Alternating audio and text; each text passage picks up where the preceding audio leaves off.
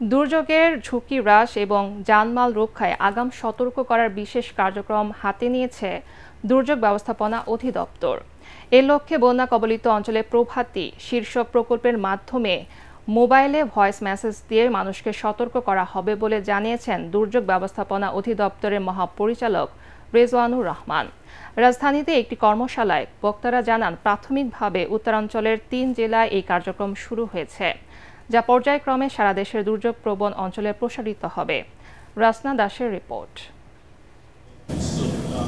প্রভাতী প্রকল্পের আওতায় ব্যতিক্রমী কার্যক্রম হাতে নিয়েছে দুর্যোগ ব্যবস্থাপনা অধিদপ্তর।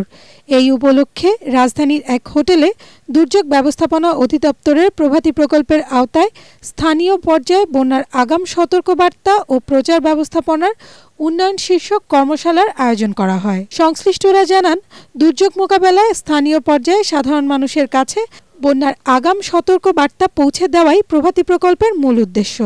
প্রাথমিকভাবে উত্তরাঞ্চলের বন্যাপ্রবণ ৩ জেলা কুড়িগ্রাম, গাইবান্ধা ও জামালপুরের ১৯টি উপজেলার ৫ লাখ মানুষকে এই সেবার আওতাভুক্ত করা হবে।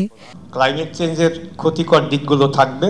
আমরা এখানে প্রত্যেকে যার যে জায়গায় আছি, যে যতটুকু কন্ট্রিবিউট করতে পারি, আমরা যদি সেটা করি তাহলে সবাই মিলে এটাকে উইন করা সম্ভব। কৃষকদের অনেক বেশি উপকারে আসবে এই প্রকল্প বাস্তবায়ন কাজ শেষ হলে, যখন আমরা এটাকে রেপ্লিকেশনে নিয়ে যেতে পারবো, কারণ তারা জানতেছে তার ফসলের মাঠে পানি যাবে কিনা। এই প্রকল্পটাকে আমরা ভবিষ্যতেও চিন্তা করছি যে আমরা এটাকে অন্য জেলাগুলোতে, বন্যাপ্রবণ জেলাগুলোতে নিয়ে যাওয়া যায় কিনা।